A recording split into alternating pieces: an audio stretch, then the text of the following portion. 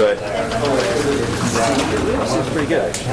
1, 2, 3, 4, 5. Testing 1, 2, 3, 4, 5. Can you hear me? It is this sword. When you don't do that, you take the tape out, put in the TV in the back, and play back and see how it's on.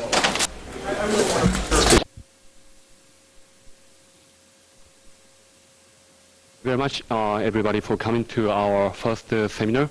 It is indeed a great pleasure for us to welcome all of you for our first seminar of this year, the gathering of Pacific Rim International Relations PIC. My name is Katsuru Kawa. I represent this PIC, and we founded this PIC last year with the aim to enhance academic activities within Harvard Kennedy School. Basically, we focus on international studies of the Asian Pacific region, especially from the various perspectives, including security studies, economic studies, or various regional studies in the region. And this year, we would like to continue to focus our efforts to enhance this activity. And we will hold our seminar regularly every month since November. And in November, we will invite Dean Joe Nye as the next speaker for this seminar in our PIC. And for those of you who are interested in our activities, please sign up the sheet we will pass around during the seminar so that we can send additional information to you. And we will also hold several administrative meetings since next week, so you're welcome to attend all of our activities. And today, we do have the honor to welcome Mr. Kim Kun-tae as the first speaker of our first seminar in this year. And although I'm sure that, as most of you may already know, Mr. Kim Kun-tae, but our member, Hyun-soo Kim, will introduce Mr. Kim Kun-tae to you. Please. Thank you for coming to our event today. And so I will introduce Mr. Kim Kun-tae to you. Actually, the Honorable Mr. Kim Kun-tae joined the opposition party, the National Congress for New Politics, in 1995. After 30 years of his career as an activist and the leaders of the Korean democratization movement. And he was elected as the vice president of the party. And he's a member of the National Unification and the Foreign Affairs Committee in the Congress. And he also is a member of the Korean U.S. Parliamentarians Council. Actually, Mr. Kim Kun-tae was awarded the prize of Robert Kennedy Human Rights Award in 1987 for his great prominent leadership in the Korean 한미의원연맹의 멤버입니다. He also was nominated as the world's political prisoner by the Hamburg Liberty Foundation in Germany. It's my pleasure to introduce the Honorable Kim Kun-tae to you. Please welcome to Mr. Kim Kun-tae.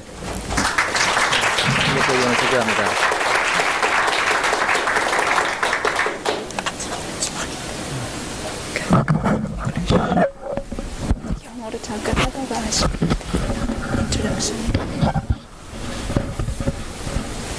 너무 반갑습니다. 오늘 한국 대통령 선거에 대해서 또 그것의 결과에 대해서 그것이 동아시아에 미치는 영향 또는 그 의미에 대해서 여러분에게 얘기할 수 있게 된 기회야. 이런 기회를 갖게 된 것에 대해서 대단히 자랑스럽게 생각합니다. 저는 하버드 대학의 오늘 처음입니다. 그러나 한국에서 하버드 대학과 비슷한 곳에서 배우고 고뇌한 적이 있었습니다. 저한테는 특히 또 한국에서 민주화운동을 하는 많은 사람들에게 진정한 대학, 하버드 같은 대학은 감옥이었습니다. 저는 감옥살이를 대략 5년 동안 했고 군사독재하에서 지명수배를 받아서 한 10년 동안 피신을 해야 됐습니다. 대략 15년 동안 불편한 자유가 없는 생활을 했고 이런 과정을 통해서 느꼈던 생각 또 고뇌 끝에 전환으로 획하게 된 기준 생각하는 방식 이런 것에 기초해서 여러분에게 몇 가지 말씀을 드리고 여러분의 질문과 또 다른 협의 이런 것을 요구합니다.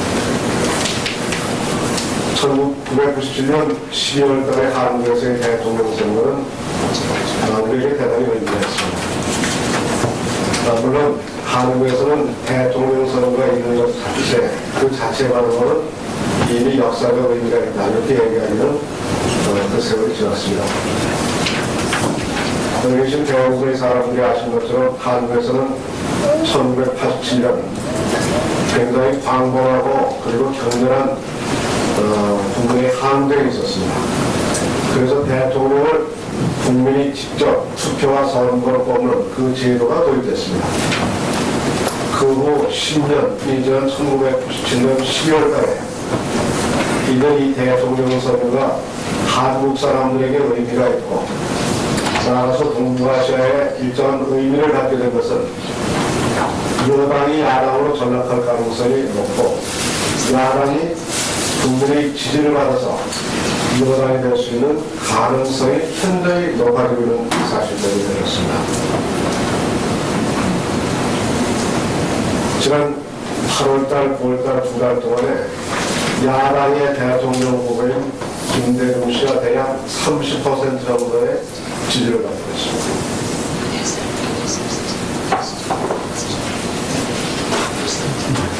Excuse me, the problem of the microphone, she should move here. I'm sorry. 이거는 끌까?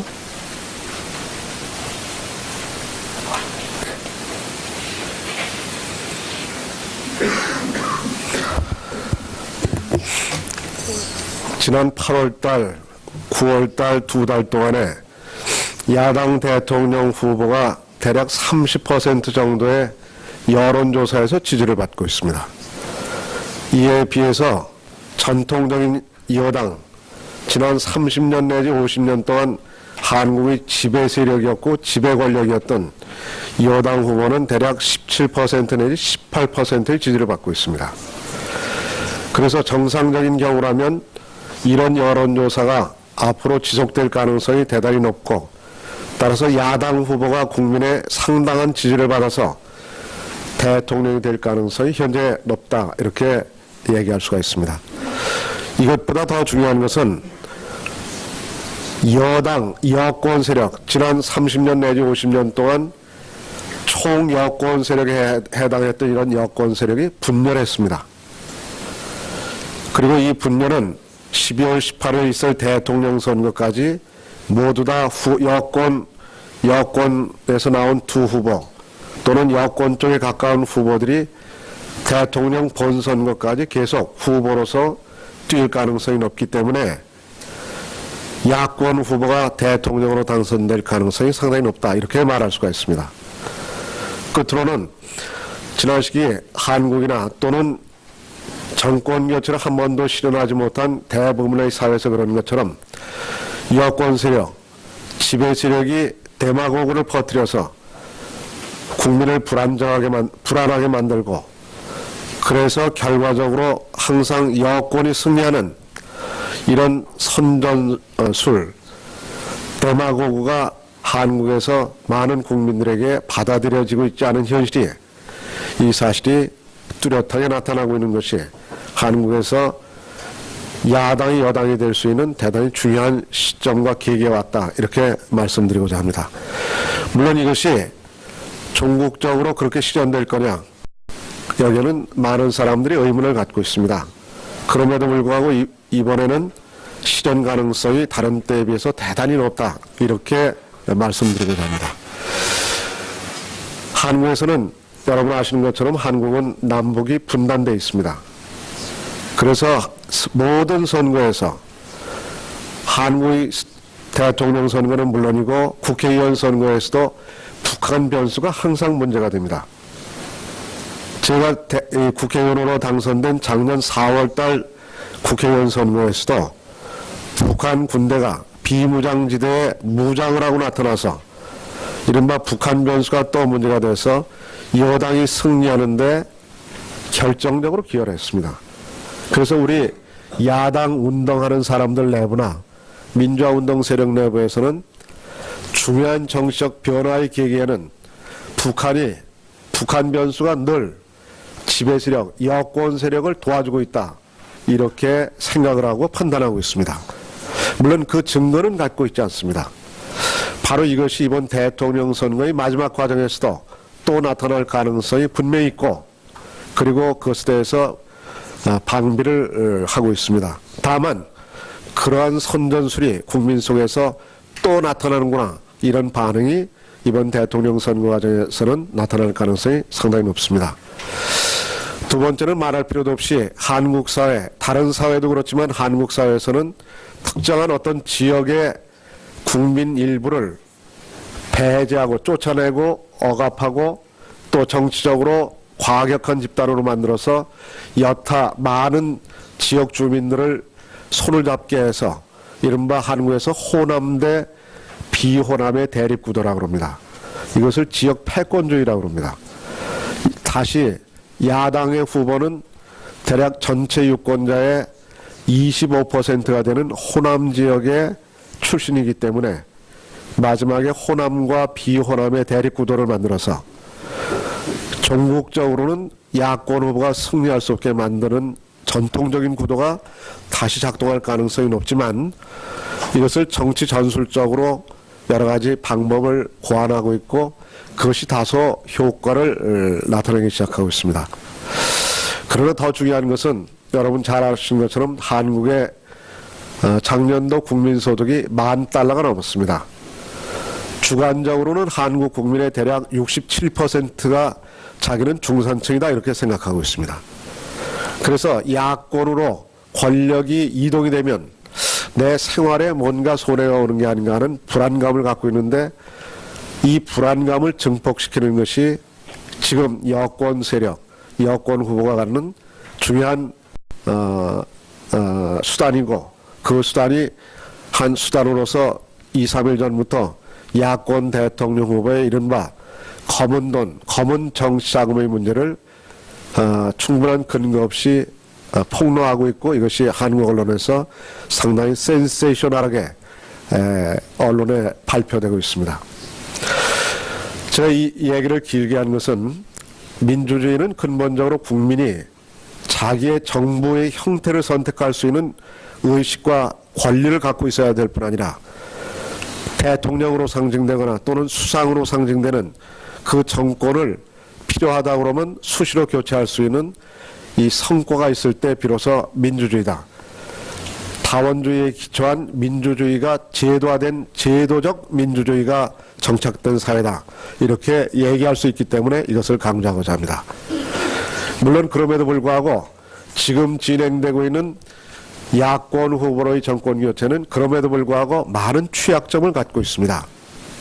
아마 여기에 한국이 고향인 분들은 이 얘기가 무슨 뜻인지 금방 아실 텐데 이 얘기가 시작되면 길기 때문에 생략하지만 이번 야권으로의 정권 교체가 이루어진다고 하더라도 내용적으로 높은 민주주의, 발전된 국민의 참여 민주주의가로 발전하기에는 많은 취약점과 한계가 있다. 이 말씀을 드리고 이 부분은 넘어가도록 하겠습니다.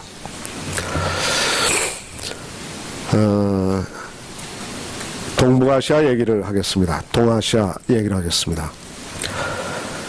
동아시아는 역사적으로 얘기하면 동아시아는 대략 남한과 북한 그리고 일본과 중국 대략 이렇게 네 나라를 얘기할 수가 있습니다. 이 네 나라를 합치면은 전 세계 인구의 대략 3분의 1 내지 4분의 1 정도 되는 대단히 큰 규모의 인구가 집중되어 있는 지역입니다. 또 이 지역은 이미 경제 규모가 대단히 커져 있습니다. 또 오늘날 전 세계에서 가장 경제 발전 속도, 경제 성장 속도가 빠른 지역입니다. 그리고 미국의 전문가들 또는 서구의 전문가들이 추정하는 바에 의하면 대략 2020년 이런 정도가 되면 중국의 총 GNP는 미국 GNP보다 현재의 성장 속도를 지속하면 더 커질 가능성이 있다. 이렇게 일반적으로 예측하고 있는 것처럼 전 세계의 경제력에 있어서나 인구나 그 영향력에서 참으로 중요하고 이 부분이 앞으로 어떤 상황을 준비하고 맞게 될 것인가가 전 세계의 평화의 문제, 민주주의 발전 문제에 바로 직결되어 있다. 이렇게 말씀드리고자 합니다. 저는 한국을 포함해서 동북아시아는 지금 기본적으로 위기적 상황을 그 안에 갖고 있고 이 위기적 상황을 잘 극복하면 기회가 온다고 생각하고 이건 동북아시아의 여러 국민국가, 민족국가들이 서로 평화체제를 형성하고 평화의 기운을 만들어내고 이 지역에서 새로운 인류의 발전 방향에 대한 어떤 제안 이런 것이 가능하지 않겠는가 하는 그런 기대를 갖습니다. 그 이유는 지난 제국주의 시대 19세기 중 또는 말엽 이래 동북아시아는 서로 싸우고 제국주의를 극복하기 위한 많은 고난의 과정이 있었고 이 과정에서 값비싼 희생과 대가를 지불했습니다. 바로 그것에 근거해서 그럼에도 불구하고 역사, 인류의 발전에 뒤떨어지지 않고 그것을 캐치업해서 일정한 성과를 만들어낸 지역이 바로 동북아시아이기 때문에 동북아시아에서 평화체제를 형성하는 것이 무엇보다도 중요하고 이 평화체제를 형성해 나가는 과정에서 한반도가 어떤 방향으로 가는 어떤 수준과 민주주의 성취 정도가 어떻게 되느냐가 중요한 한 트리거가 될 수 있다. 한 방아쇠가 될 수 있다. 이렇게 생각하기 때문에 그렇습니다.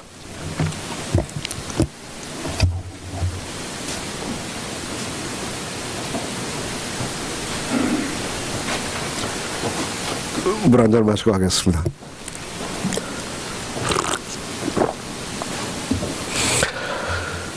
동북아시아는 여러 가지 잠재적인 가능성이 있습니다. 우선 아까 얘기한 대로 역사적으로는 남한과 북한, 일본과 중국, 대략 인구가 중국이 12억 5천만 정도 되고 일본이 1억 2,500만, 남북한을 합치면 한 6,500만 내지 6,600만 됩니다. 대단히 많은 인구입니다. 그런데 이 네 나라는 역사적으로, 문화적으로 동질성을 갖고 있습니다. 이것은 유교 문화라고 할 수도 있고 동양 문화라고 할 수도 있습니다. 지리적으로 얘기하면 여기에 몽골을 포함시켜야 되고 또 러시아의 연해주와 시베리아가 지리적으로는 함께 동북아시아를 구성하지만 역시 문화적 동질성이 있는 앞에 얘기한 네 나라가 중심적인 역할을 할 수밖에 없다고 생각합니다.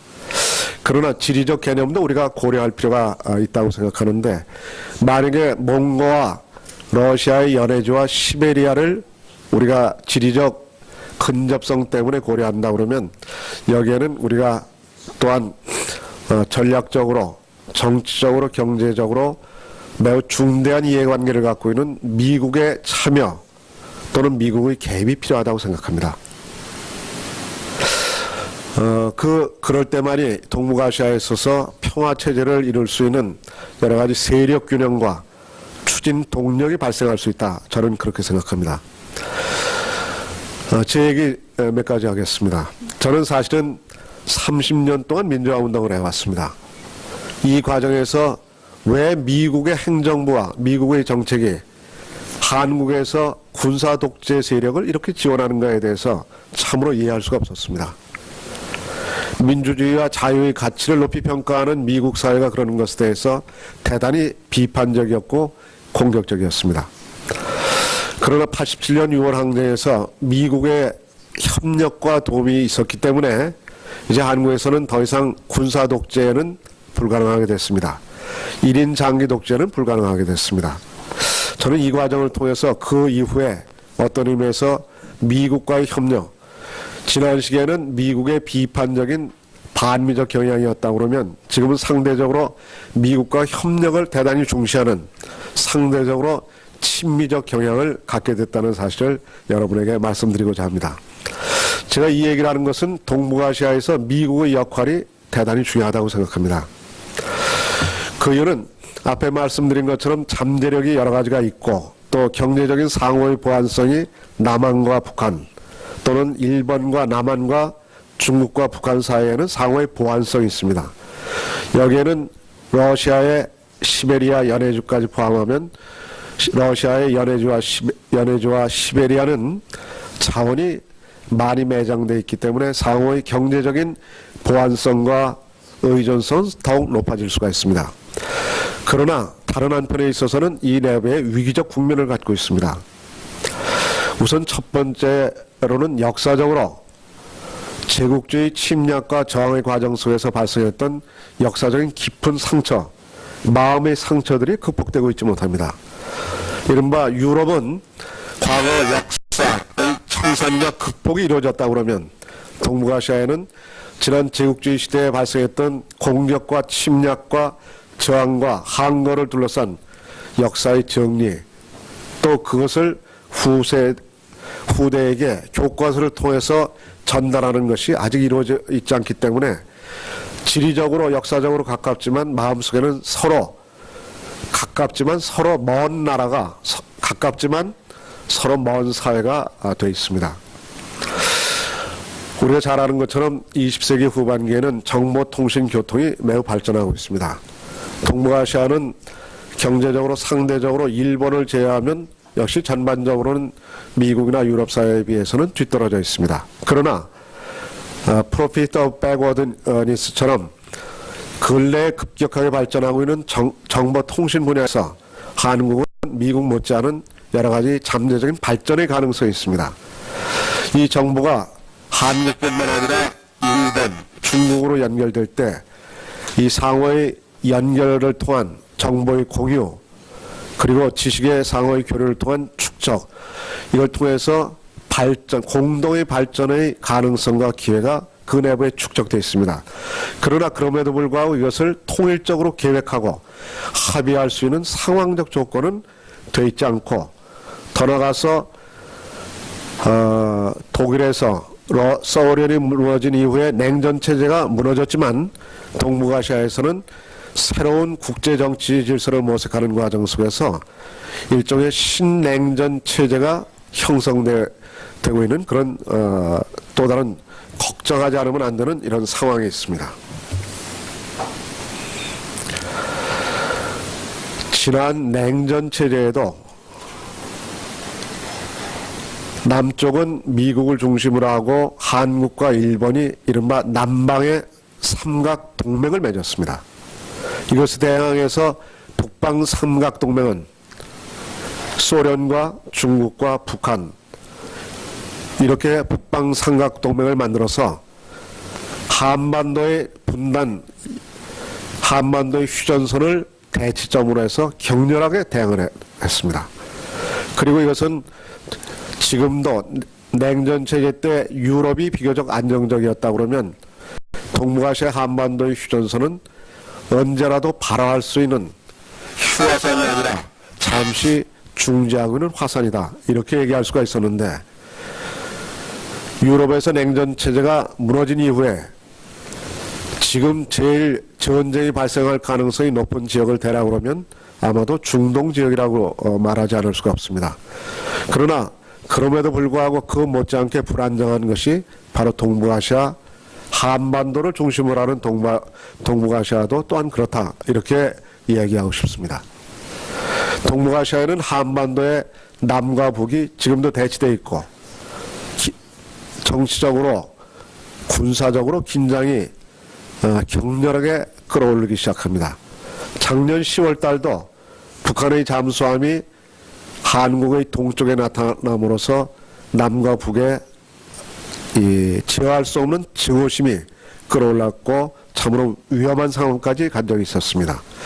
그러나 이 사태를 더욱 격화시키는 것이 남쪽의 근래 미국과 일본의 새로운 가이드라인, 이것을 둘러싼 중국의 반발을 통해서 우리가 보는 것처럼 잠재적으로 일본과 중국이 동북아시아에서 지역 패권이 어디로 이동하느냐, 이거를 둘러싼 상호의 의구심과 견제, 그리고 군비 증강 모색, 이런 것이 위험한 방향으로 진행되고 있다, 이 말씀을 드리고자 합니다. 저는 이것을 해결하는 것이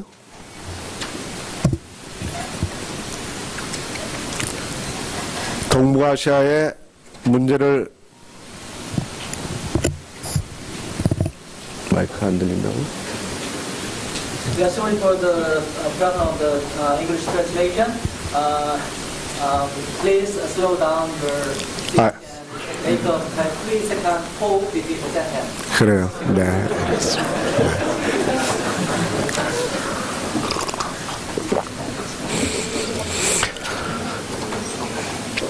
이 동북아시아에서 평화체제를 만들어내는 것이 대단히 중요한데, 이 평화체제를 만들어내는 한 작은 출발이 이번 12월에 있을 한국 대통령 선거가 그 출발점이 되기를 간절하게 바라고 있습니다.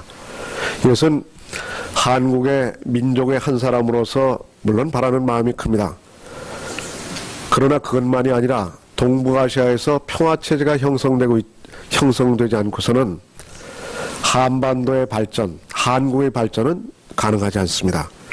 달리 말씀드리면 동북아시아 전체에 있어서 평화체제를 확보하는 것이야말로 우리 자신들의 민주주의 실현과 삶의 질을 높이는 데서 결정적인 계기와 근거가 될 수 있기 때문에 그렇다, 이렇게 말씀드리고 싶습니다.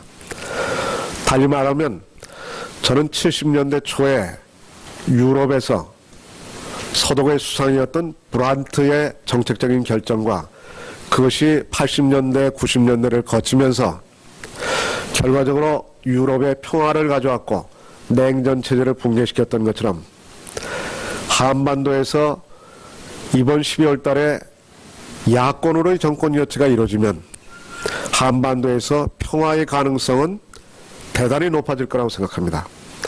한반도의 평화의 가능성이 높아지면 동북아시아에서 평화체제가 전진할 수 있는 중요한 한 계기가 올 것이라고 생각합니다. 물론 한반도의 불안정성은 한국에서 민주주의가 질적으로 발전하는 것으로만 가능하지 않습니다.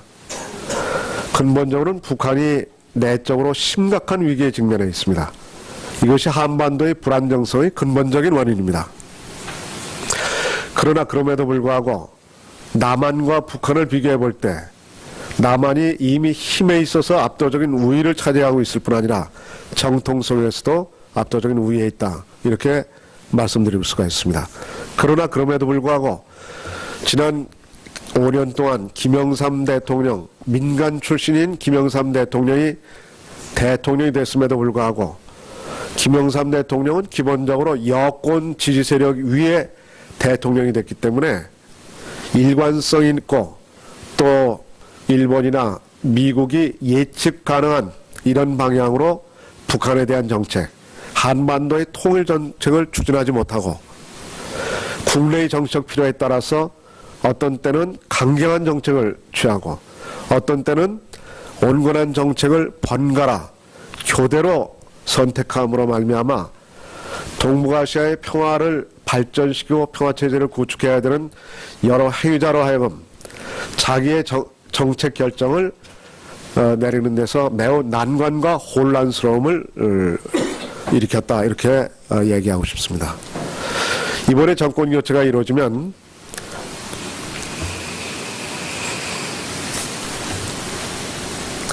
제가 이 문호체를 자꾸 감옥 안에서 생각을 하는 것은 사람 독방에 있었습니다. 그래서 혼자 머릿속으로 생각을 하니까 사람과 대화를 못하고 자꾸 문호체가 돼서 영어로 번역하는데 굉장히 애로가 있다고 그러는데 이게 제가 경험한 감옥이라는 하버드 대학에서 배운 문체이기 때문에 잘 시정이 안 됩니다. 노력하겠습니다. 구어체로 하겠습니다.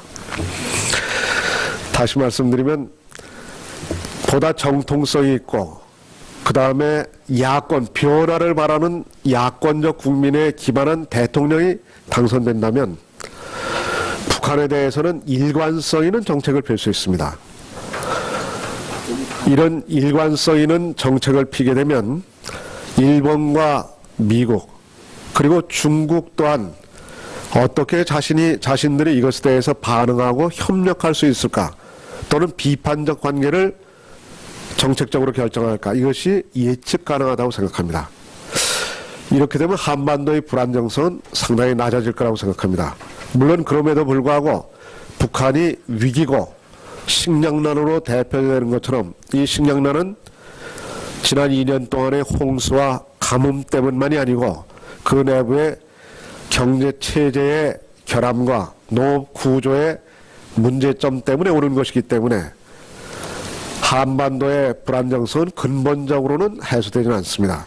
그러나 우리가 동서독 관계에서 본 것처럼 예컨대 저는 한국 정부가 정권 교체가 이루어진 이후에는 이니시어티브를 갖고 북한 방송을 청취할 수 있도록 할 수 있다고 생각합니다.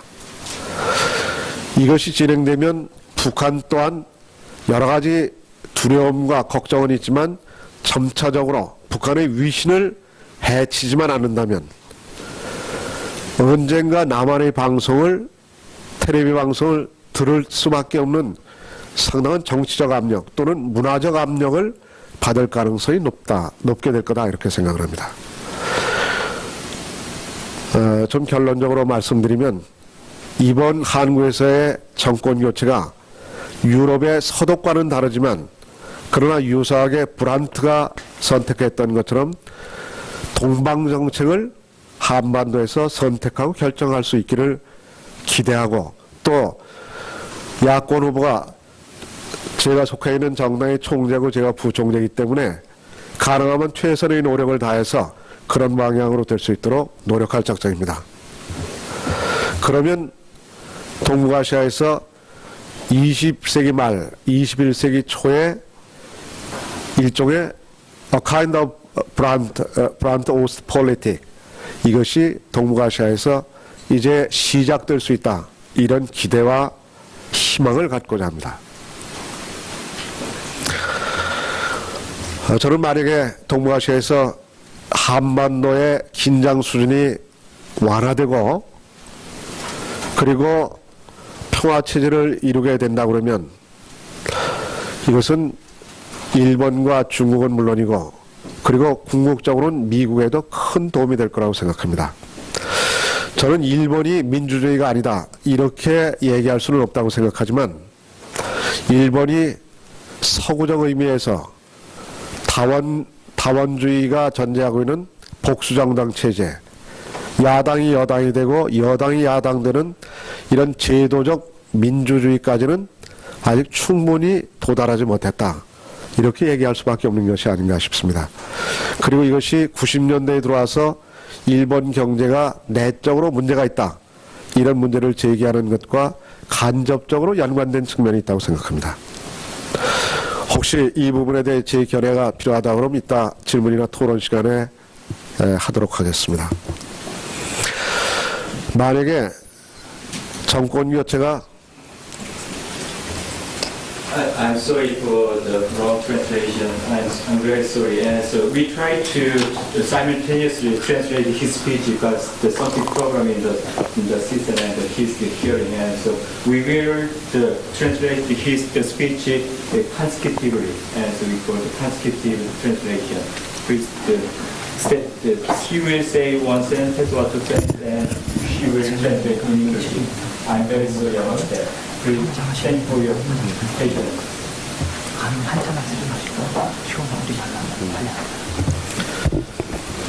I'm very sorry. My English speaking is very poor, and sometimes, especially in the prison, I dislike the decision of United States of America. So I, frankly speaking, I refused English speaking. Nowadays, I am very regret. I regret. During my imprisonment, if I make efforts to speak and learn English, in this place, I feel very happy. 네, 미안합니다. 제가 천천히 얘기하고 번역을 하고 그러겠습니다. 제 얘기를 거의 마치도록 하겠습니다. 일본 얘기를 다시 짤막하게 하겠습니다.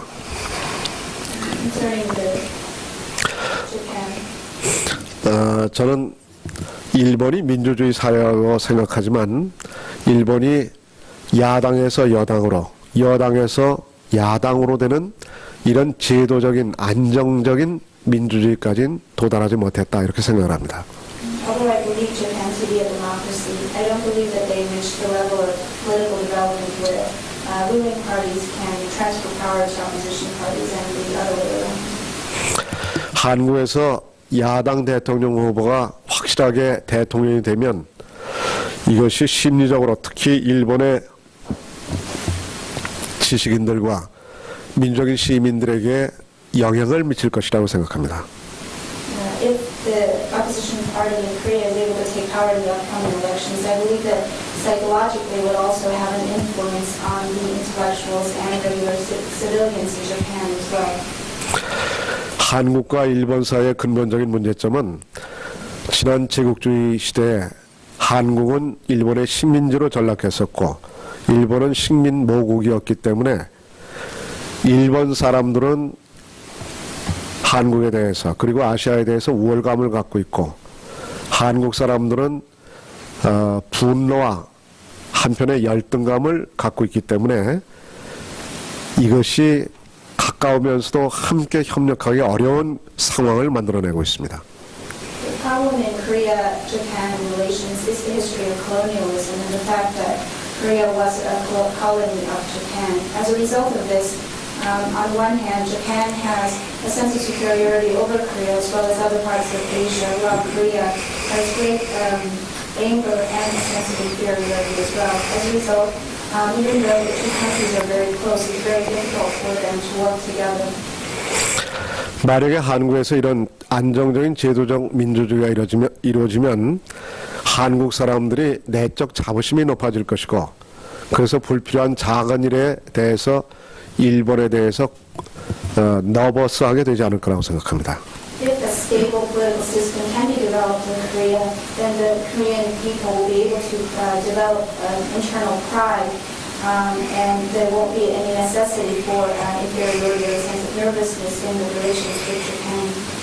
일본 또한 한국에서 안정적인 제도적 민주주의가 성취가 되면 한국 사회에 대해서 한국 국민에 대해서 지금까지 갖고 있는 일정하게 편견이 있는 이런 시선으로부터 존중하고 인정하는 이런 분위기로 바뀔 가능성이 있다고 생각합니다.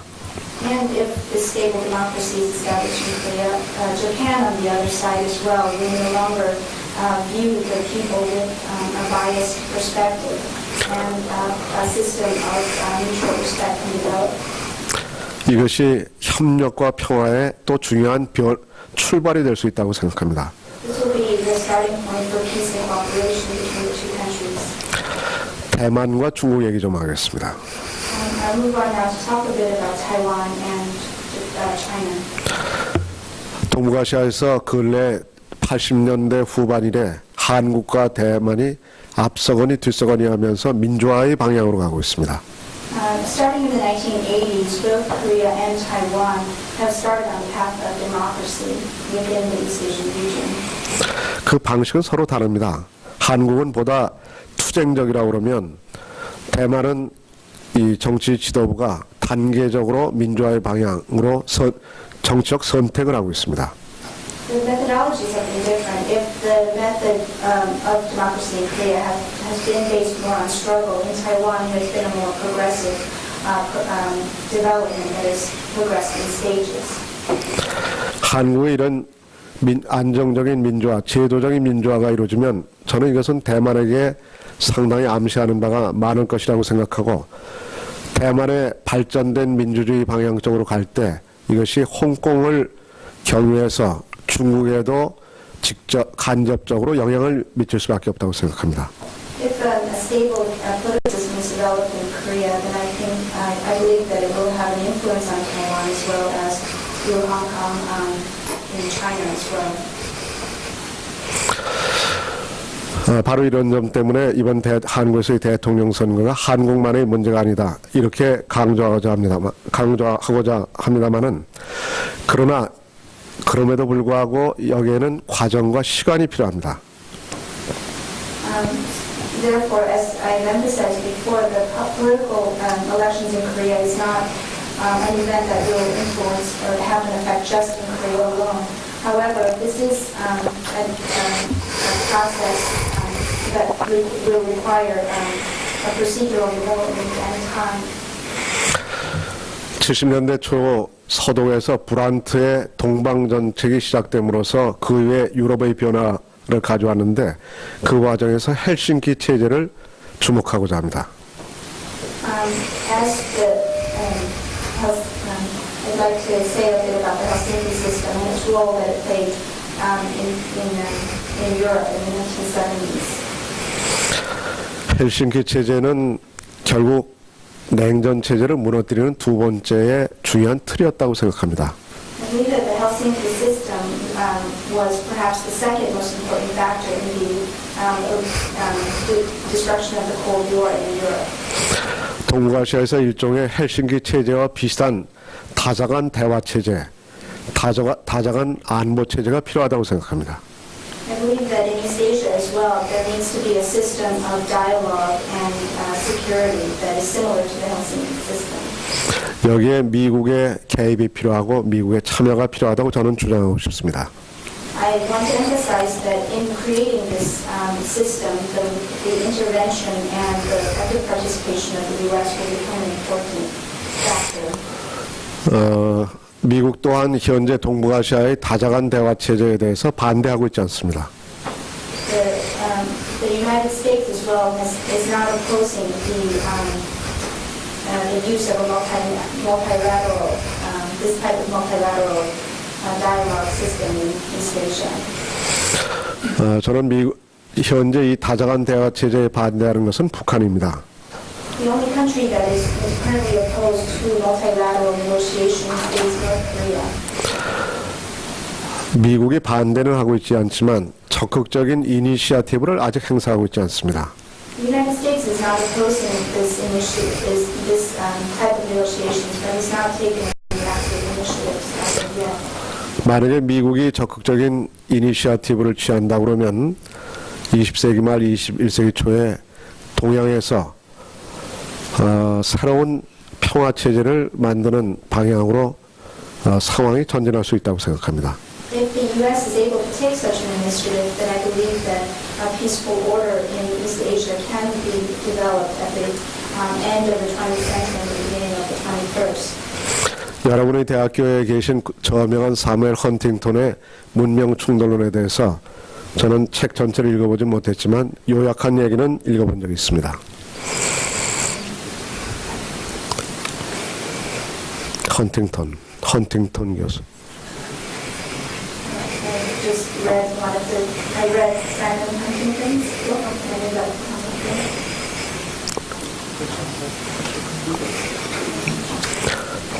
Conflict Between Civilization. Huntington's book called Conflict of Civilization. 저는 개인적으로는 그런 헌팅턴 교수의 주장에 대해서 동의하지 않습니다. Basically, I'm not in agreement with Professor Huntington's perspective. 그러나 그런 개연성이 전혀 없다 이렇게 얘기할 수는 없다고 생각합니다. But I don't believe that there's no possibility of what he suggests will happen. 우리가 앞서 얘기한 대로 그런 동북아시아에서 일종의 헬싱키 체제와 비슷한 이런 다자간 대화 체제를 미국이 이니시어티브를 갖고 추진한다 그러면 예컨대 헌팅턴 교수의 그런 문명 충돌론 같은 것이 결국 기후로 끝나게 만들 수 있는 기회도 우리에게 올 수 있다고 생각합니다. I believe that if U.S. takes the initiative in creating multilateral negotiations in East Asia and the Helsinki-type systems able to develop, then this type of theory of cultural civilization, the clash of civilizations, will no longer have effect. 미국의 대표적인 지식인들이 모여 있고 또 미국 사회의 리더십들을 길러내는 이 하버드 대학교 그리고 함께하는 동양 친구 여러분, 여러분들과 함께 만나서 이런 얘기를 하고 있는 것은 이런 제 견해 또는 한국에 있는 작지 않은 제 친구들의 견해가 미국 사회 지식인들에게 전달이 되고 미국의 정책 결정에 긍정적으로 참고가 되기를 기대합니다. The reason that I'm here as well at Harvard, where there's a high concentration of U.S. intellectuals and U.S. leadership, the reason why I'm talking to Asian American friends here at this institution is exactly for this reason, because I hope for more active intervention and participation of the United States in creating the decision-making policies about East Asia. 오늘 초청해 주셔서 고맙습니다. 다음번에 초청을 받아도 영어로 얘기하기는 좀 어려울 것 같고 다만 동시 번역이 잘 되도록 저 파트너와 의논해서 미리 준비를 해서 여러분들에게 의사가 잘 전달되도록 노력하겠습니다. Thank you for inviting me, and I was very happy to come. And next time I come, I probably won't be able to speak in English either. Hope that the simultaneous translation will work out better. 경청해 주셔서 고맙습니다.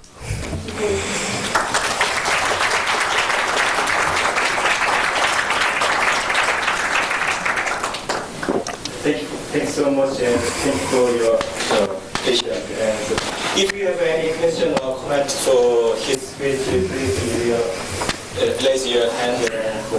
Please use there is the speaker on each seat, and so the black rectangle is the speaker, and please hold on during your speaking and use the microphone.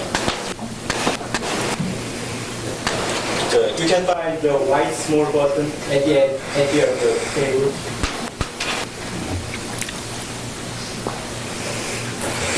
Is there any comment or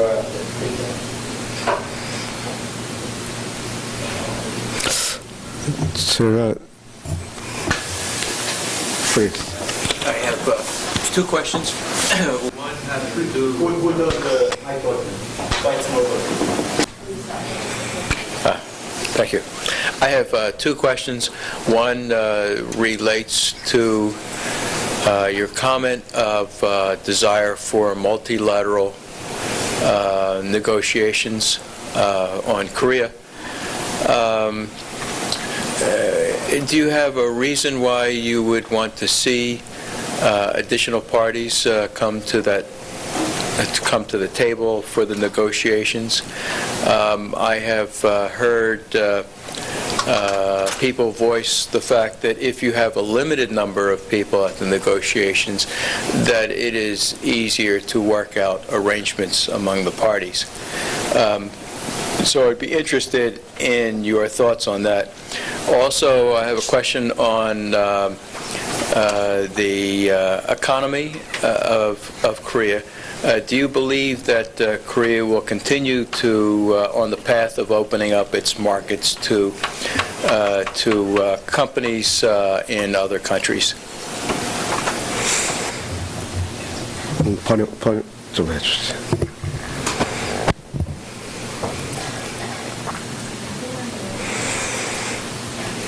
가장 회담에 additional party가 필요한 이유.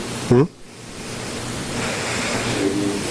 미국시에서 이제 넘버가 4도면 좋은데 왜 추가 넘버가 미국시 회의에 필요한다고 물어보고요. 두 번째는 한국의 경제가 앞으로도 한국 경제가 시장보다 응?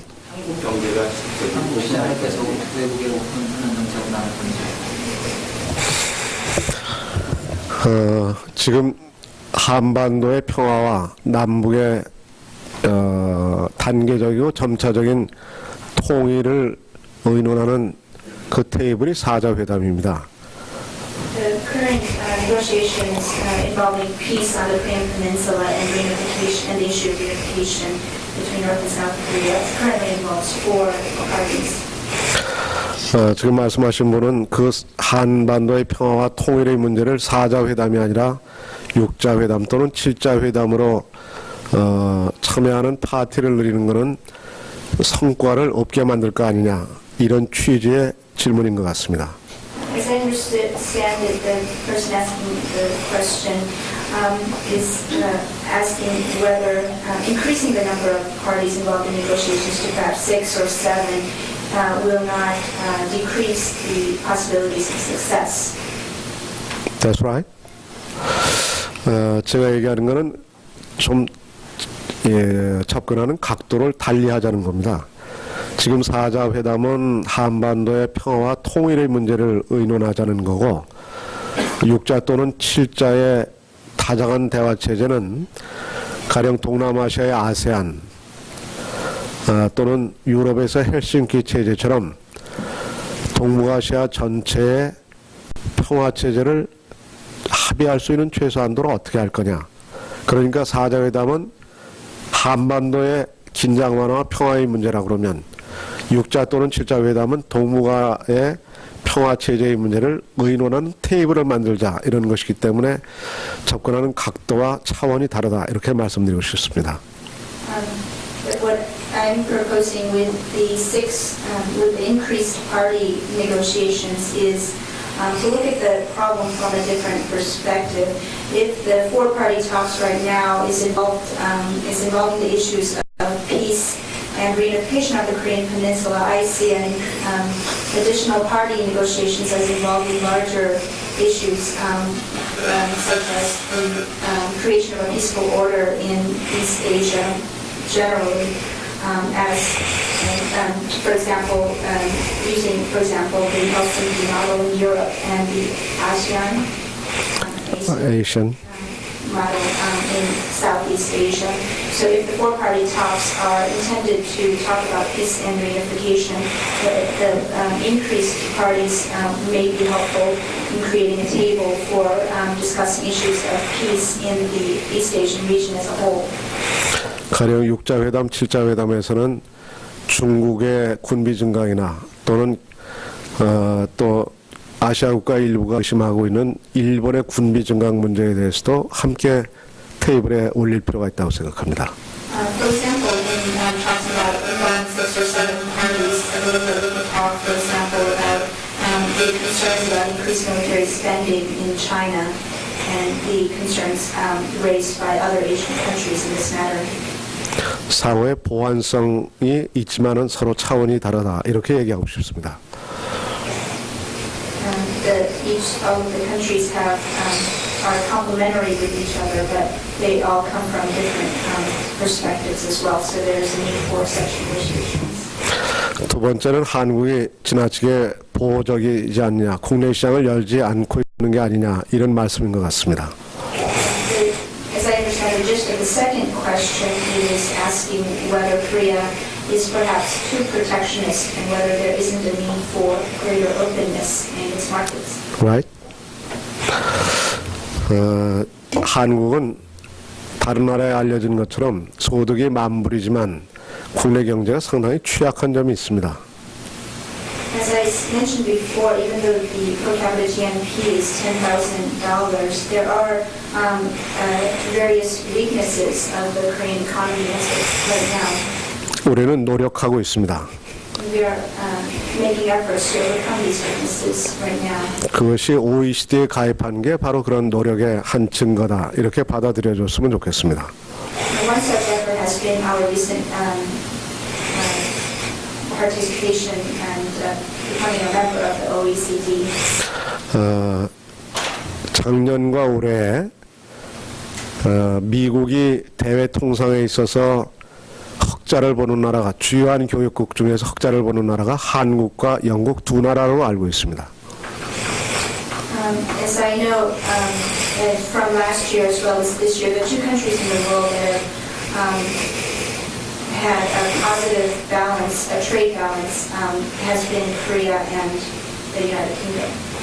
작년도에 한국의 대미 무역 적자는 대략 116억 달러가 되고 있습니다.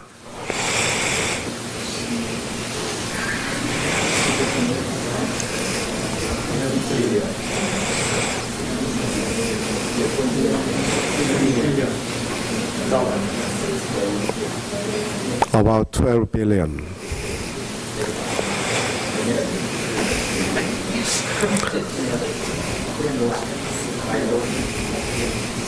There's an $11.6 billion deficit in Korea's trade with the United States last year. 한국 경제가 이렇게 어렵기 때문에 혹시 부족한 게 있더라도 좀 봐주시면 좋겠습니다. Because we have these problems with the Korean economy. I wish that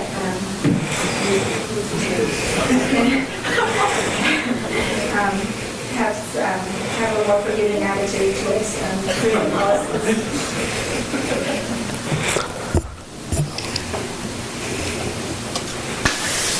Hi.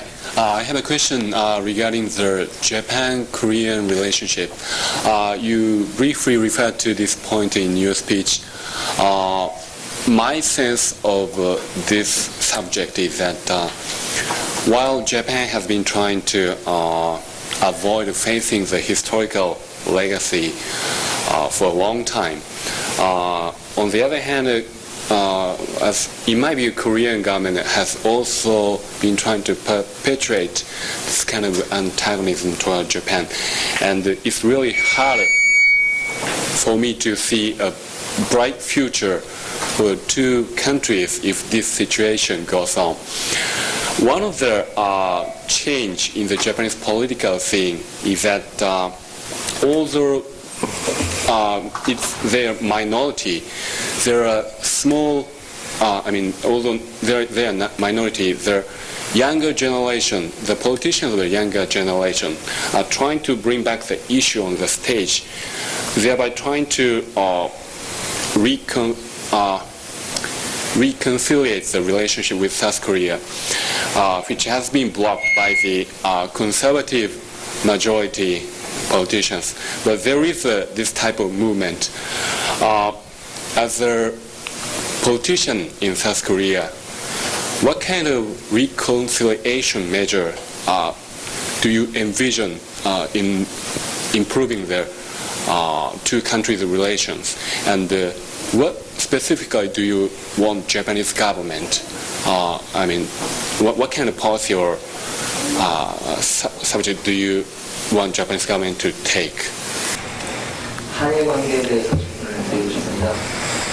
일본은 역사적인 문제니까 역사적인 과거의 문제에 대해서 희한 입장을 가져왔다면 한국은 과거의 문제를 거론하면서 긴장관계를 계속 해오는 걸로 알고 있습니다.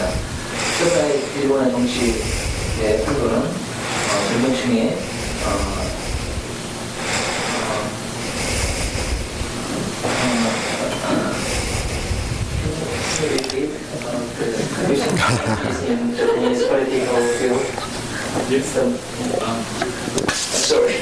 Well, what I said was the younger generation, the Japanese politicians of younger generation are trying to face this historical legacy which Japan has created with South Korea.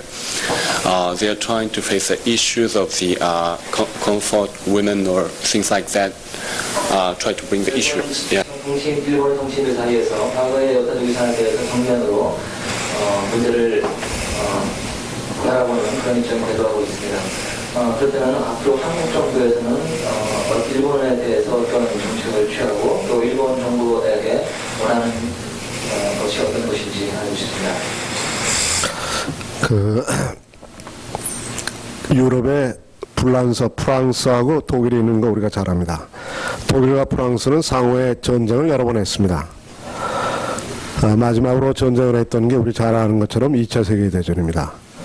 이 2차 You all know France and Germany and Europe experienced many wars with each other, the most recent one being World War II. 2차 세계대전 이후에 독일이 나치즘에 의해서 나치즘 체제에 가담해서 인도적 범죄를 범한 사람은 공소시효를 두지 않고 찾아내서 처벌하고 있습니다. The Nazi political leadership in Germany has been punished for the crimes against humanity that was committed during World War II. 그리고 희생자들에 대해서는 진심으로 사과하고 있습니다. And the German government has apologized sincerely for the victims of such crimes. 브란트 수상이 아우슈비츠 유태인 처형 수용소를 첫 방문했을 때 무릎을 꿇고 땅에 키스를 했습니다.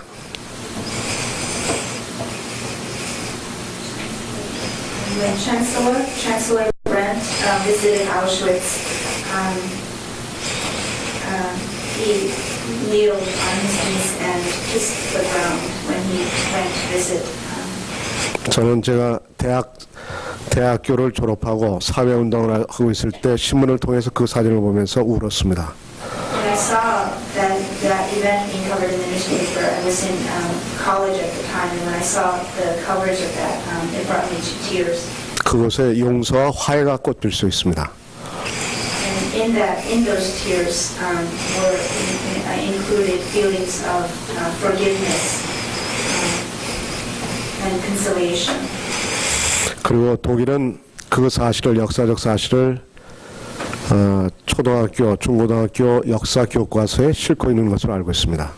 And as far as I know, the German government has included those historical facts in their school textbooks at the junior high and high school levels.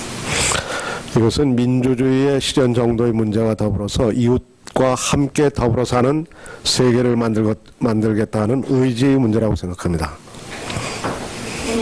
In addition to this being an indication of the realization of democracy in the country, I also see it as a reflection of their intention to live harmoniously with their neighbors. 두 가지 예에 들습니다.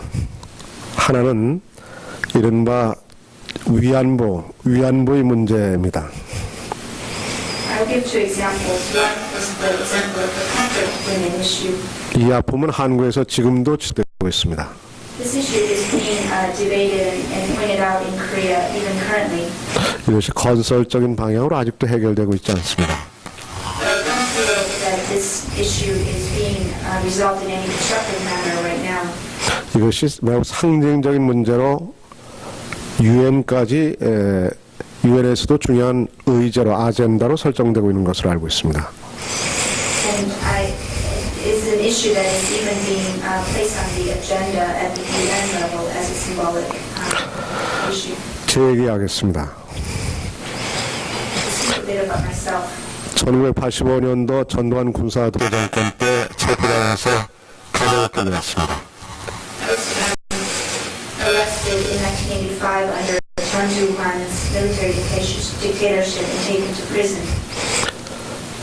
비밀 경찰 본부에 갇혀 있으면서 대략 26일 동안 갇혀 있으면서 8번의 전기 고문과 2번의 물고문을 당했습니다. I was imprisoned under the secret police for 26 days and subjected to electrical torture 8 times and water torture 2 times. 저는 외상을 하나도 입지 않았습니다. I didn't end up with any external scars. 그것이 고문의 증거가 될지 모른다는 철저한 준비 때문에 그랬습니다. This is because there was comprehensive preparation for such torture, and the officials ensured that the proof of torture would not be known to the outside world. 물론 고문자는 여러 명 있었고 고문자들의 이름은 하나도 알 수가 없었습니다. Of course, there were many torture victims like myself, even though I don't know the names of anyone.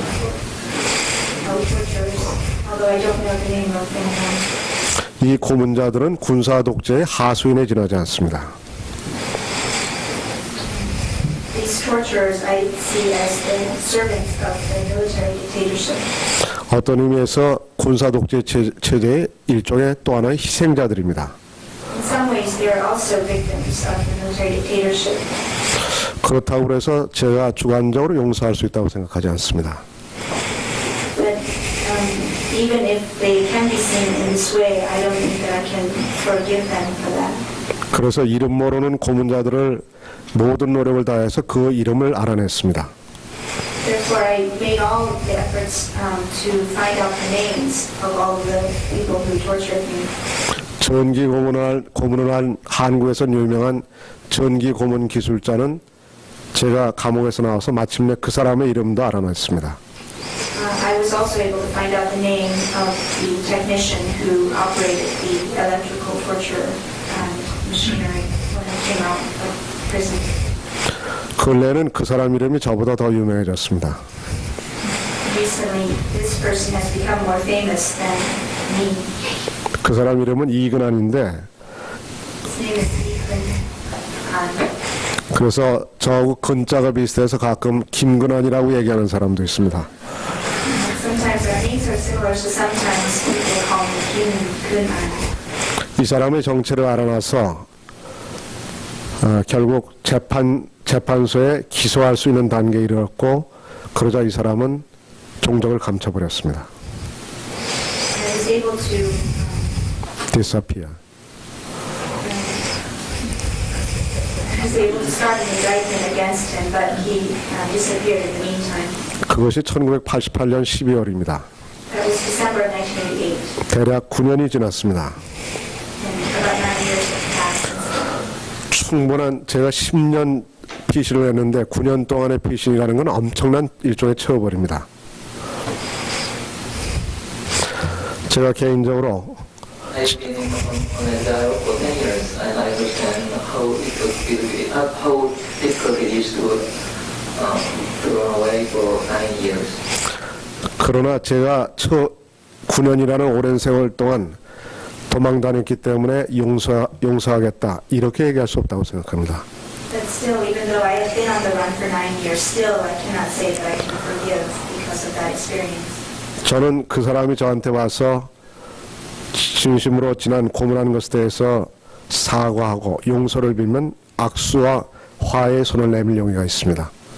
If that person came to me and sincerely apologized for his actions and asked for my forgiveness, I might be able to shake his hand and create some reconciliation. I would be prepared for that.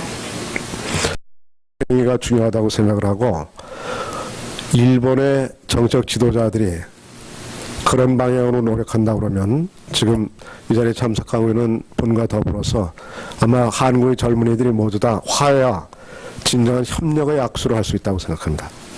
I believe that act itself is important, and if the Japanese government also makes the effort to do that, and I believe that the young people of Korea would be prepared to accept reconciliation and cooperation. 그것을 위해서 함께 노력하는 작은 만남이 되기를 기대합니다. I hope that meetings between Korea and Japan will be able to work towards those goals. Thank you.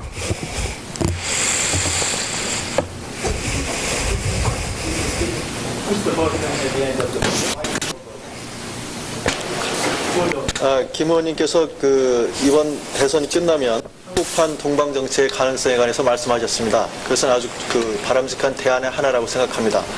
하지만 거기에는 여러 가지 장애 요인이 있다고 생각합니다. 우선 남한 내부에서 봤을 때 그러한 북한에 대한 동방 정책은 장기적인 북한과의 공존을 의미하는 것이기 때문에 우선 보수 세력을 설득을 시켜야 될 것입니다. 그리고 또 한편으로는 남북한 간의 장기적인 공존보다는 통일을 열망하는 그런 민족주의적인 열정도 또 잠재워야 될 그런 과제가 있습니다.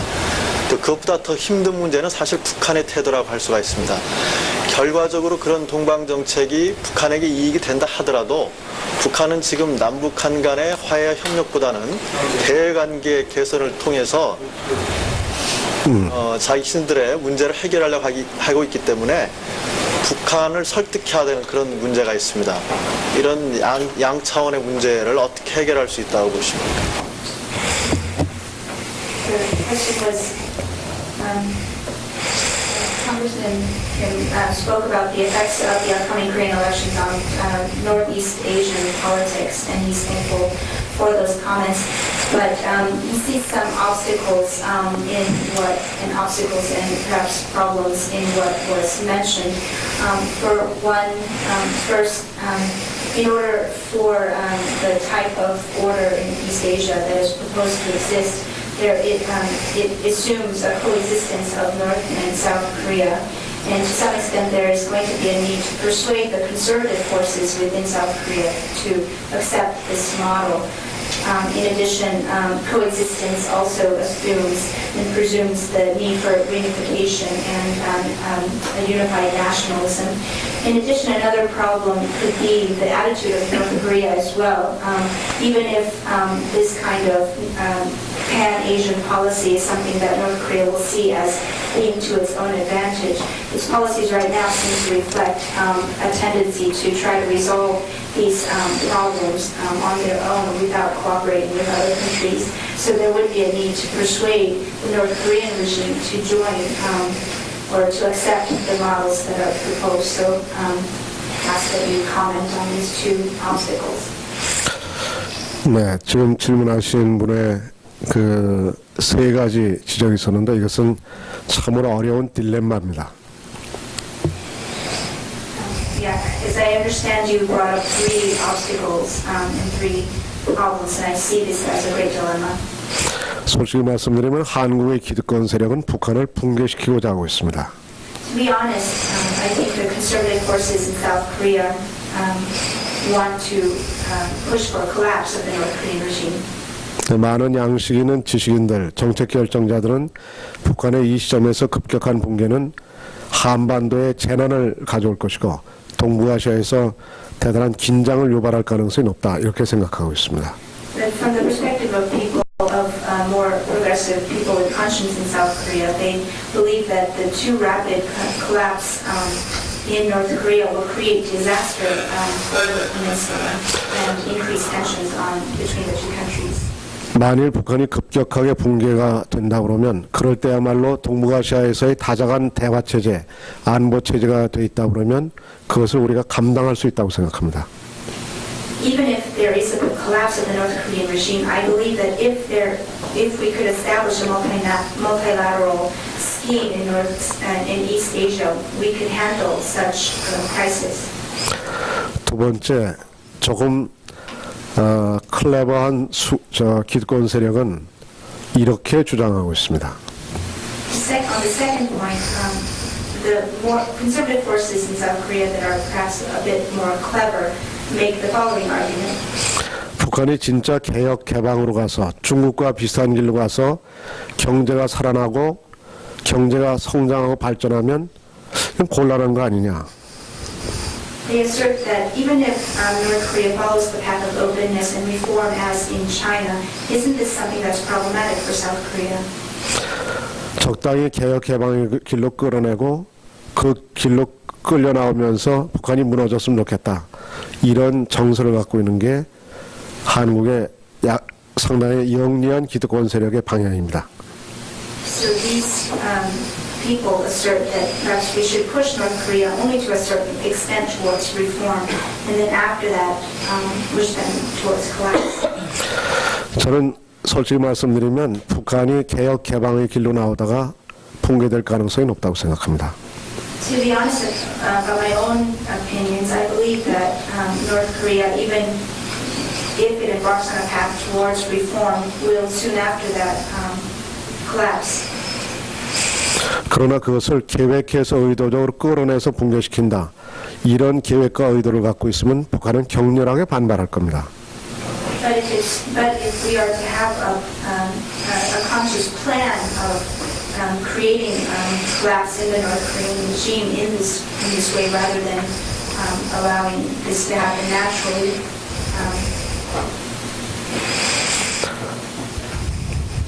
Vehement resistance from North Korea.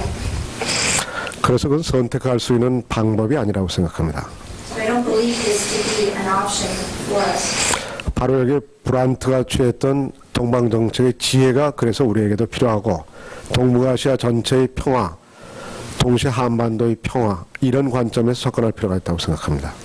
Therefore, I believe that East Asia needs the wisdom of people like Brent in Europe, and we need to progress towards an order of peace in East Asia. 한국의 젊은이들은 통일에 대해서 열정적인 정열을 불태우고 있습니다. The young people in Korea have great fervor for reunification. 우린 독일과 달리 분단돼 있을 하등의 이유가 없습니다. Unlike Germany, there's no reason for continued division on the Korean Peninsula. 그럼에도 불구하고 통일은 금방 손안에 올 수 있다. 브란트가 동방정책을 피면서 서독 내부에서 민족 반역자로 공격받은 것을 우리가 기억할 필요가 있습니다. I don't think the process will be easy. Look at the historical phenomena that who was following his policy was accused of betrayal of Germany. 세 번째로는 그렇습니다. 말씀하신 대로 결국 북한이 어떻게 할 건지에 대해서 아무도 알 수가 없습니다. In relation to your third point, yes, it's true. No one can really know what types of policies North Korea will eventually follow. 저는 미국 정부가 근래 사자회담을 비롯해서 소프트 랜딩 쪽으로 가는 것에 대해서 진정으로 평가하고자 합니다. I'm very favorable. I feel very favorable about recent policies of the United States to use the four-party talks to push North Korea towards a soft landing policy.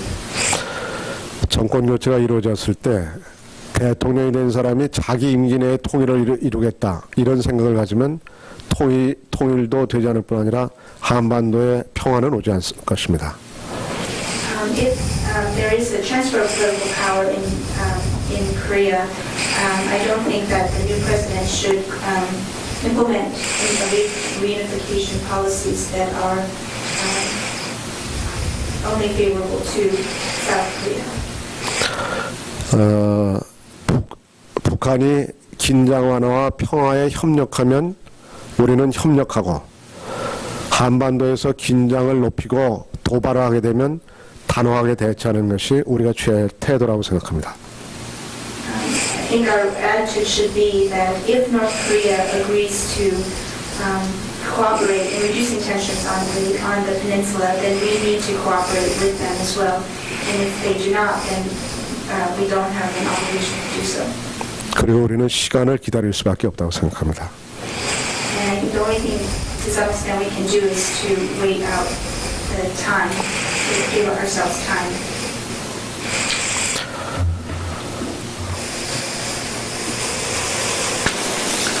예, 강연 잘 들었습니다. 원론적인 문제를 하나를 제기를 하고 싶습니다. 실제적으로 첫 번째 그런 전제하에서 말씀을 하신 것 같은데 그러니까 국민회의가 지금 신한국당보다 훨씬 더 민주적이기 때문에 정권 교체가 이루어진다면 그리고 당연히 한반도의 불안전성이나 뭐 좀 민주화 같은 것들이 이루어질 것이다라고 말씀을 하신 것 같은데 그리고 또 하나는 개인적인 생각으로는 지금 30%라고 하는 그 김대중 씨에 대한 지지율이 과연 한국 내에서 국민회의를 하나의 민주화의 좀 진보적인 하나의 국민의 대변자로서 국민들이 생각하기 때문에 이루어지고 있는 현상인지 좀 거기에 대해서는 개인적으로는 부정적인 생각이고요. 그리고 이런 것들은 두 가지 정도로 증거를 제시할 수 있다고 생각을 합니다. 첫 번째는 87년 이후에 민주화와 반민주화의 구도가 깨어지고 개혁과 보수의 구도가 그려진 이후부터는 국민들은 그리고 김영삼 씨가 정권을 잡고 나서는 과연 국민회의가 보수 야당이 아닌가라는 데에 대해서 계속적으로 질문이 되어 왔고, 그리고 올해 초만 해도 노동법 개정 투쟁 때 국민회의가 손을 같이 들어주지 않은 거에 대해서 많이 이렇게 지적을 하고 있는데, 그 부분에 대해서 어떻게 국민회의가 더욱더 민주적인 대안이 될 수 있느냐라는 그런 원론적인 그 차별성들을 좀 말씀해 주셨으면 좋겠습니다. 네. The main question is whether the new National Congress for New Politics, the party of Mr. Kim, can offer a democratic alternative that is different from other parties. For example, it was mentioned that Kim Dae-jung currently, in last year, had 30% of the people's support, and the question is whether that support is truly something that is rising, that emerges from the will of the people and what the people are thinking at this point. And particularly with the recent reforms in the labor law and the fact that the National Congress Party was not in full support of the efforts to oppose the Labor Party or the labor law reforms. The main question is whether this party can in fact be a democratic alternative that will create a more stable democratic system in Korea. 제가 이 질문이 나올 거라고 생각했습니다. I expected this kind of question to come up. 국내에서 어디 가서 강연하거나 강의하면 꼭 이런 곤혹스러운 질문에 부닥칩니다. Whenever I go to speak in Korea, I always receive this kind of question. 지금 질문한 젊은이의 말씀은 나름대로 대단히 설득력이 있습니다. I think that what you are asking in your question is extremely persuasive. 그러나 현실에서 특히 정치에서는 최선이 아니라 차악을 선택할 수밖에 없는 사정이 그런 상황이 아주 많을 수 있다는 것에 대해서 좀 참고 인내해 주시기 바랍니다. The reality of Korean politics now is that our choice is often not an ideal choice, but rather the better of the two evils. So 그는 한국만이 아니라 미국이나 서구의 정치사회에서도 저는 기본적으로 같다고 생각합니다. I think that this is a reality not just in Korea, but in other Western countries as well. 다만 이거는 좀 강조하고 싶습니다.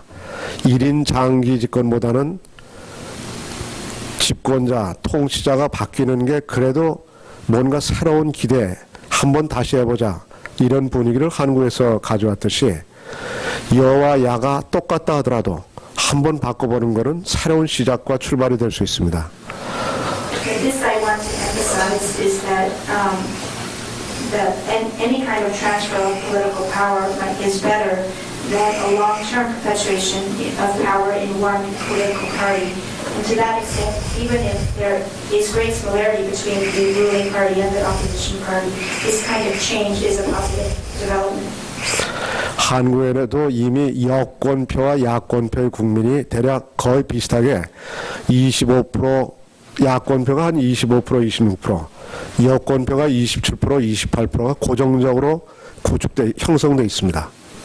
Even among the voters, the percentage supporting the ruling party as opposed to the opposition party has been at the very similar levels, about 25 to 26% usually supporting the opposition party and 27 to 28% for the ruling party.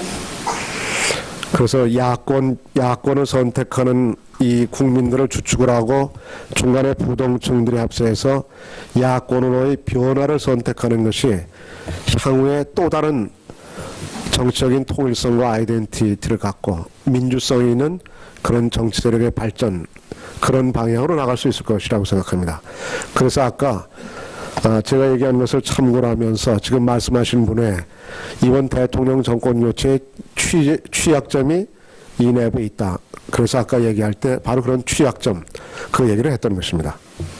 I believe there's great potential that if the current supporters of the opposition party can unite with, can also include some of the middle class sectors, that there's great potential for a democratization of the party. And as I mentioned before, that there are great obstacles that still exist to a successful transfer of political power, but these are points that can be gradually overcome.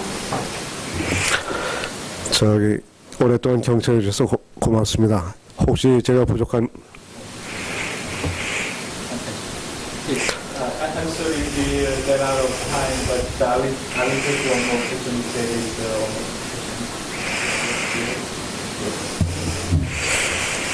question. Okay, I'd like to ask you a question, and I hope you'll give me an honest answer.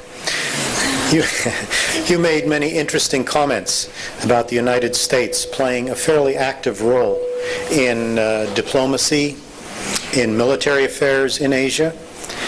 I wonder, do the majority of people in South Korea agree with your views?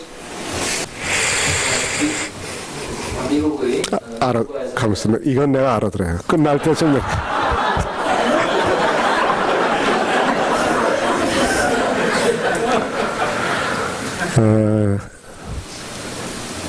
여론조사는 해보지 않았지만 가령 저나 저 비슷한 사람들이 나서서 국민을 설득하면 상당히 많은 국민이 동의할 거라고 생각합니다. 한국 국민은 전통적으로 미국에 대해서 굉장히 친밀감을 갖고 있고 그런 국민들이 있었는데 지난 30년 동안 군사독재 아래에서 군사독재자들을 지원할 때 많은 국민들이 혼란에 빠졌었습니다.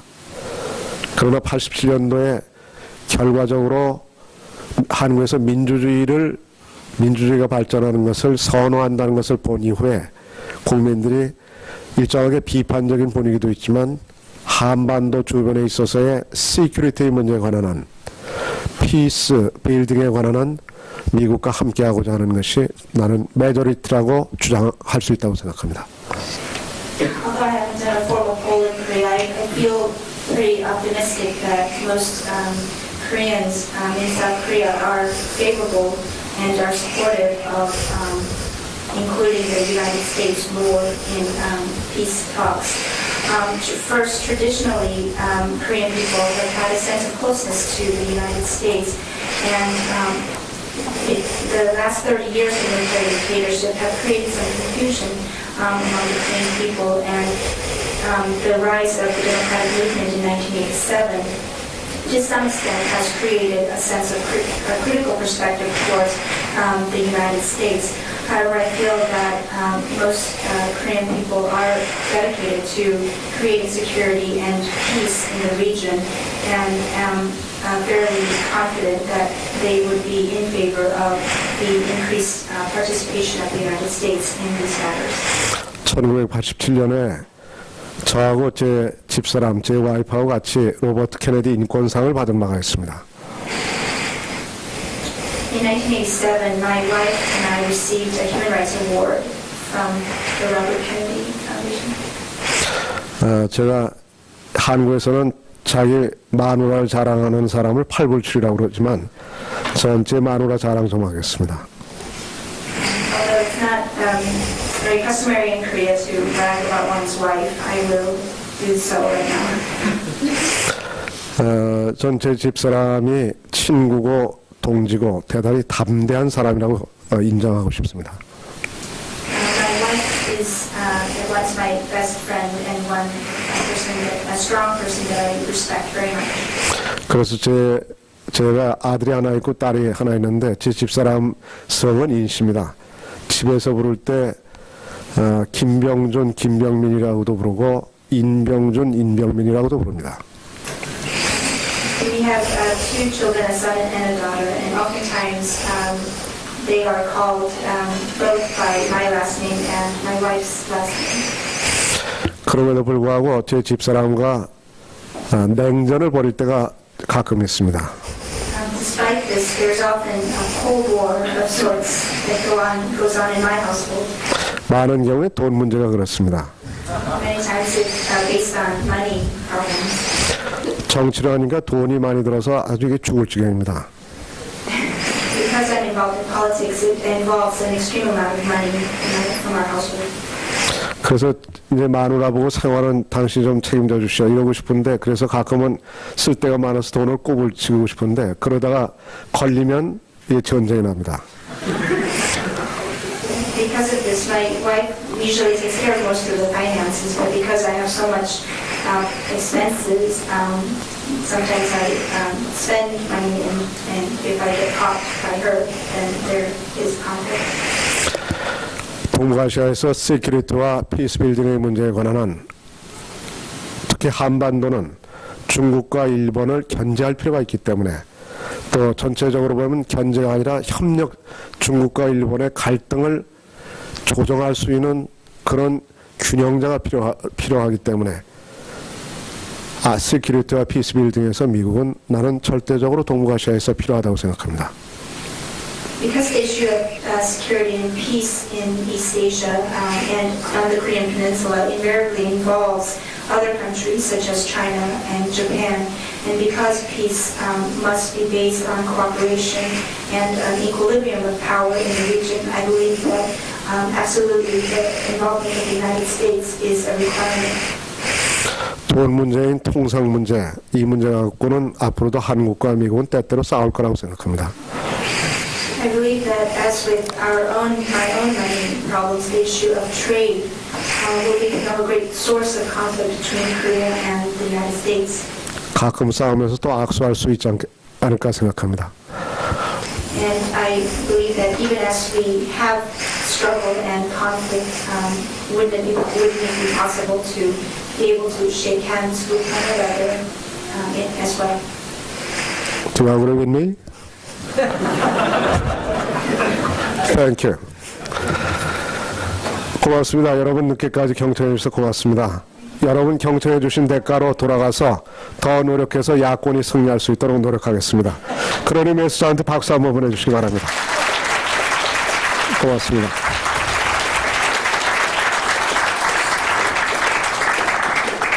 Thank you all for your attention, and as a result of this, I'll go back and work harder for our opposition party to win the election. 고맙습니다.